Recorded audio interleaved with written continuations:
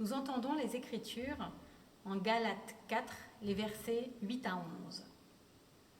Autrefois, vous ne connaissiez pas Dieu et vous étiez esclaves de Dieu qui n'en sont pas en réalité. Mais maintenant que vous connaissez Dieu, ou plutôt maintenant que Dieu vous connaît, comment est-il possible que vous retourniez à ces forces sans pouvoir et misérables qui gouvernent le monde? Voulez-vous redevenir leurs esclaves? Vous observez religieusement certains jours, certains mois, certaines saisons et certaines années. Vous m'inquiétez. Toute la peine que je me suis donnée pour vous serait-elle inutile? Redevenir des esclaves du monde d'avant.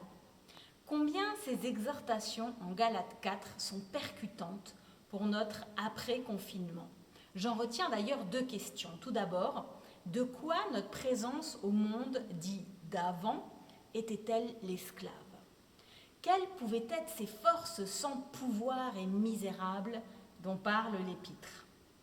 On devine, dans le contexte, qu'il s'agissait du culte aux dieux païens, qui pouvait être mortifère, voire meurtrier.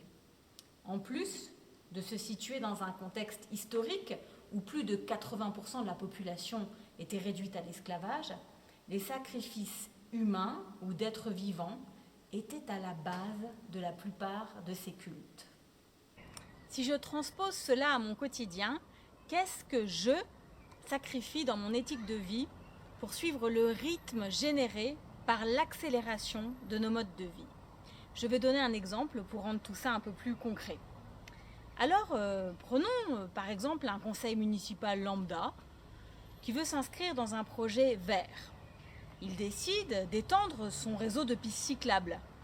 Pour ce faire, de nombreux espaces sont alors bétonnés pour assurer la sécurité des cyclistes, mais sans prévoir d'arbres pour les protéger du soleil.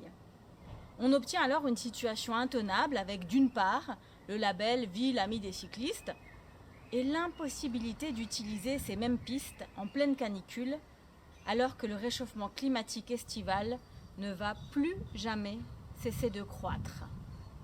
Le passage de l'Épître se termine avec un questionnement ouvert. Tous les efforts pour sortir de ce monde de paradoxes épuisants sont-ils inutiles? On attribue à Martin Luther la phrase suivante: « S'il ne me restait qu'un jour à vivre, je planterai un pommier, et je la complète, que je planterai en bordure de pistes cyclables. »